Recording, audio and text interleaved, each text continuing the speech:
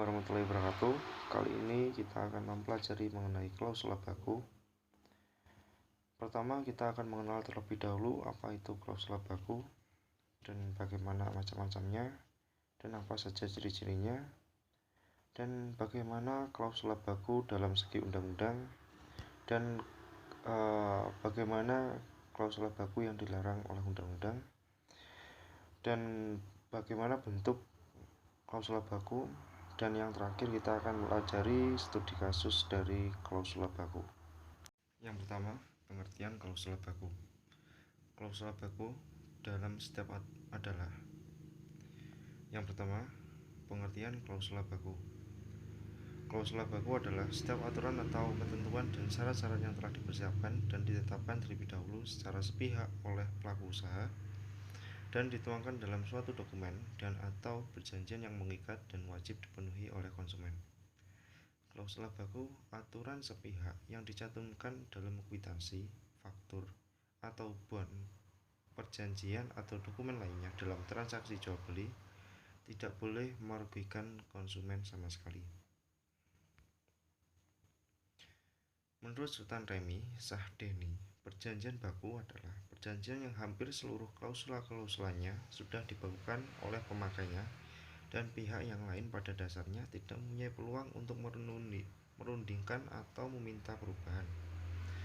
Dan menurut Johannes Gunawan, perjanjian standar adalah perjanjian yang bentuknya tertulis berupa formulir-formulir yang isinya telah distandarisasi terlebih dahulu secara sepihak oleh produsen, serta bersifat massal tanpa mempertimbangkan perbedaan kondisi yang dimiliki konsumen.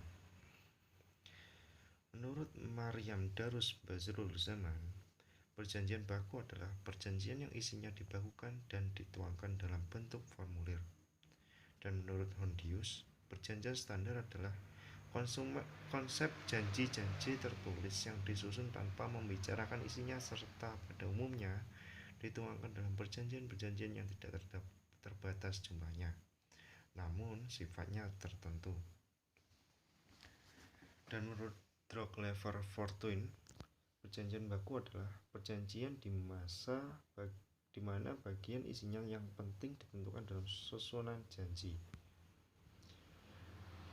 Menurut pasal 1 angka 10 nomor 10 Undang-Undang nomor 8 tahun 1999, klausula baku adalah setiap aturan atau ketentuan dan syarat-syarat yang telah disiapkan dan ditetapkan terlebih dahulu secara sepihak oleh pelaku usaha yang dituangkan dalam satu dokumen dan atau perjanjian yang mengikat dan wajib dipatuhi oleh konsumen.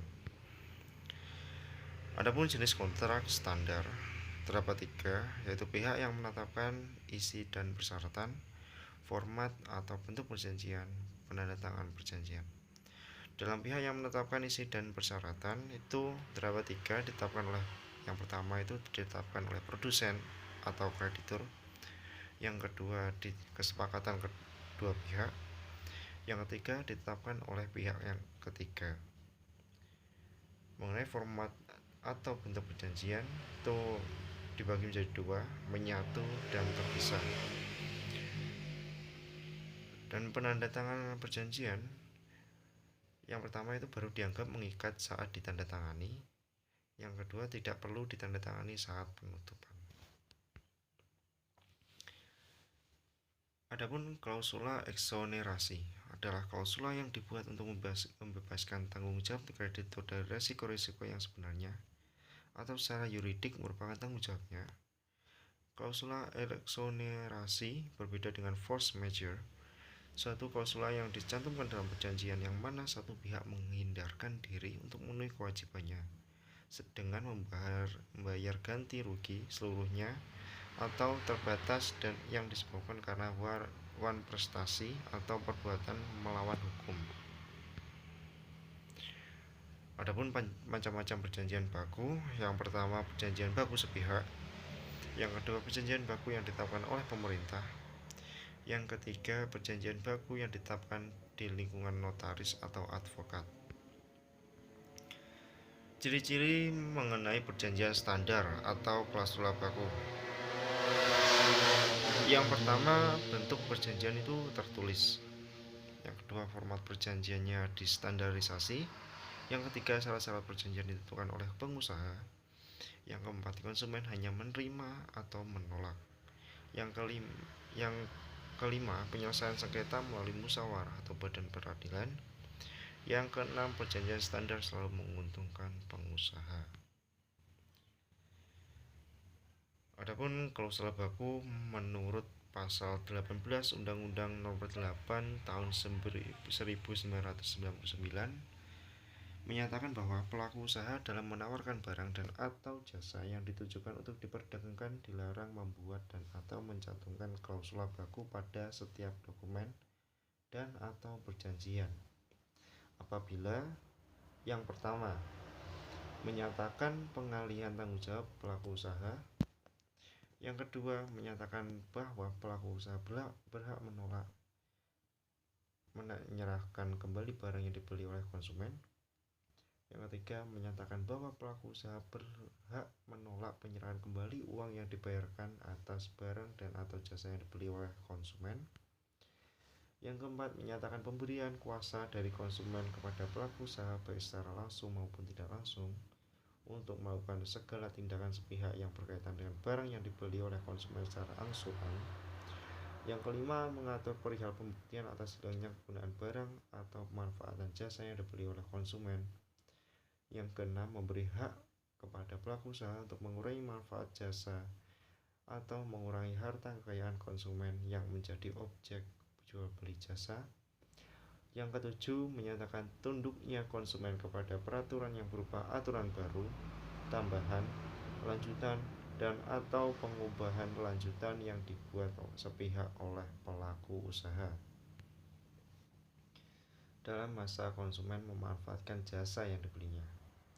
Yang kedelapan, menyatakan bahwa konsumen memberi kuasa kepada pelaku usaha untuk membebankan hak tanggungan, hak gadai, dan hak jaminan terhadap barang yang dibeli oleh konsumen secara angsuran.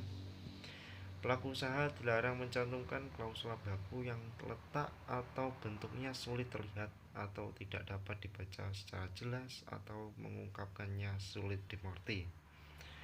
Setiap klausul baku yang telah ditetapkan pelaku usaha pada dokumen atau perjanjian yang memenuhi ketentuan 1 dan 2 dinyatakan batal demi hukum. 4 persoalan dalam pengaturan sanksi pidana dalam klausul baku. Yang pertama, besarnya atau lamanya sanksi. Yang kedua, kepada siapa sanksi pidana dijatuhkan. Yang ketiga, pengaturan sanksi pidana dalam klausul baku adalah salah satu bentuk kriminalisasi. Yang keempat, menempatkan perjanjian yang memuat klausul baku bukan lagi 100% dalam lingkup hukum privat, tetapi secara normatif dapat termasuk dalam lapangan hukum publik. Contoh klausul baku yang dilarang undang-undang. Formulir pembayaran tagihan bank dalam salah satu syarat yang dipenuhi atau disetujui oleh nasabahnya menyatakan bahwa bank tidak bertanggung jawab atas kelalaian atau kealpaan, tindakan atau keteledoran dari bank sendiri atau pegawainya atau koresponden, subagen lainnya atau pegawai mereka, kwitansi atau yang meliputi kwitansi atau faktur pembelian barang yang menyatakan barang yang sudah dibeli tidak dapat ditukar atau dikembalikan. Barang yang tidak diambil dalam waktu 2 minggu dalam nota penjualan kami batalkan. Contoh klausul baku yang batal demi hukum. Yang pertama, setiap transaksi jual beli barang dan atau jasa yang mencantumkan klausul baku yang tidak memenuhi ketentuan yang berlaku. Yang kedua, konsumen dapat menggugat pelaku usaha yang mencantumkan klausul baku yang dilarang dan pelaku usaha tersebut dapat dijatuhi sanksi pidana denda atau pidana penjara. Yang ketiga, pencantuman klausul baku yang benar adalah tidak mengandung 8 unsur atau pernyataan yang dilarang dalam undang-undang. Bentuk dan pencantumannya mudah terlihat dan dipahami. Bentuk klausul baku. Yang pertama, kerusakan dan kehilangan bukan tanggung jawab pengelola parkir. Itu contohnya. atas hilangnya kendaraan dan atau barang-barang yang berada dalam kendaraan atau rusaknya kendaraan selama berada dalam petak parkir merupakan tanggung jawab pemakai tempat parkir. Harga sewaktu-waktu dapat mengalami perubahan tanpa pemberitahuan terlebih dahulu.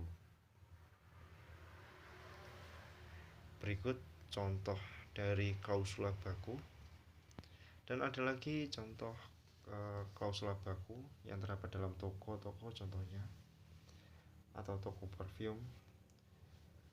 Barang yang telah dicoba tidak berarti sudah membeli. Berikutnya kita akan membahas mengenai studi kasus secure parking, yang mana ini kasus Ani R. Gultom dan Hontas Tambunan. Keduanya itu kehilangan mobilnya di Plaza Cempaka Mas pada tahun 2000 lalu. Pada kini perkaranya sudah berkekuatan hukum tetap atau ingkrah. Keduanya berhasil meminta ganti rugi pada Secure Parking 60 juta sebagai kompensasi kehilangan mobil.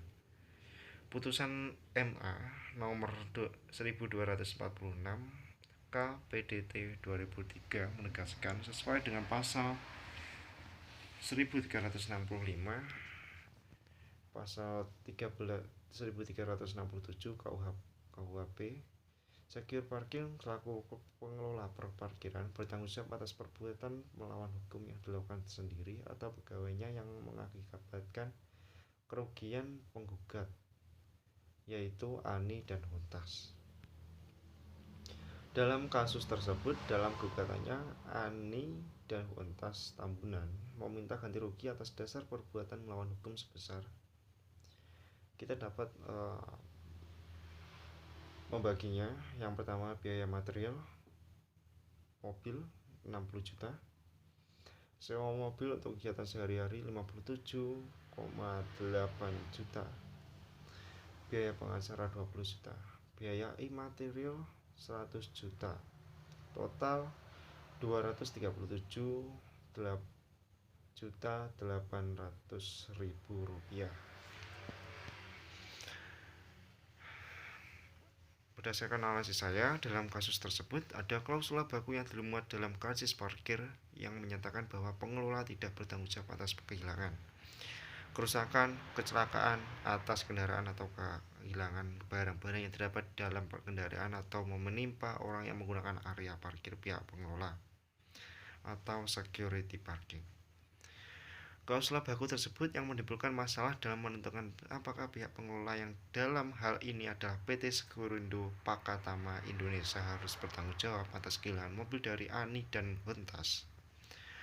Dalam tinjauan dari segi perdata, yaitu pasal 1366 dan pasal 1367 KUHP, yang berarti semua tanggung jawab berada di bawah kekuasaan pengelola, dalam hal ini PT Sekurindo Pakatama Indonesia sebagai pihak yang menyediakan jasa parkir di ITC Cempaka Mas. Dalam pertimbangan Majelis Hakim Pengadilan Negeri Jakarta Pusat menyatakan bahwa hal tersebut tidak terlepas dari kelalaian dan kekurang-hatian pihak pengelola atau pegawai tergugat yang bertugas tidak hanya mengatur pelancaran dalam parkir, melainkan bertugas untuk mengontrol semua kendaraan yang lalu lalang dalam tempat parkir tersebut. Selain itu, berdasarkan jurisprudensi Mahkamah Agung nomor 1226K atau SIP atau 1997 tertanggal 13 April 1978 yang berisi segala tindakan yang dilakukan oleh bawahan menjadi tanggung jawab dari majikan. Apabila dikaitkan dengan kasus ini, maka pegawai dari PT Sekurindo Pakatama Indonesia yang memberikan pelayanan parkir mempunyai tanggung jawab secara hierarkis kepada pihak pengelola. Oleh karena itu, tanggung jawab ini terpenuhi oleh pihak tergugat, yaitu PT Sekurindo Pakatama Indonesia. Pertimbangan lain dari Majelis Hakim PN Jakpus adalah mengenai klausula baku yang dikeluarkan oleh PT Sekurindo Pakatama Indonesia sebagai penyedia jasa secure parking. Adalah perjanjian tersebut mempunyai kesepakatan bercacat hukum karena timbul dari ketidakbebasan pihak yang menerima klausul baku. Sebab manakala pengendara mobil memasuki area parkir, ia tidak mempunyai pilihan lain selain memilih parkir itu, sehingga kesepakatan tersebut tidak berat sebelah. Kesepakatan itu diterima seolah-olah dalam keadaan terpaksa oleh pihak pengendara. Dalam putusan PN Jakpus, Pengadilan Negeri Jakpus, dimaksudkan juga penyelesaian menggunakan Undang-Undang Nomor 8 Tahun 1999 tentang Perlindungan Konsumen yang mengacu pada pengertian konsumen, hak konsumen, dan klausula baku. Dalam pertimbangan tersebut dapat diambil kesimpulan bahwa pelaku usaha dilarang membuat klausula baku yang mengalihkan tanggung jawab dari pelaku usaha kepada konsumen dengan cara apapun. Dengan demikian, pertimbangan ini yang semakin menguatkan bahwa perbuatan melawan hukum yang dilakukan oleh pihak PT Security Pratama Indonesia berusaha melemparkan tanggung jawab pada Ani dan Hontas dalam hal hilangnya mobil pemilik aslinya. Dalam putusan Majelis Hakim Pengadilan Negeri Jakarta Pusat memutuskan pihak PT Sekurindo Indonesia Pratama Indonesia terbukti melakukan perbuatan melawan hukum dengan mengabulkan sebagian dari gugatan pihak penggugat. Dalam hal ini adalah Ani dan Hontas Tambunan dengan menyuruh pihak penggugat membayar ganti rugi sebesar 60 juta rupiah. Terima kasih. Semoga materi yang telah saya sampaikan dapat bermanfaat. Sekian, wassalamualaikum warahmatullahi wabarakatuh.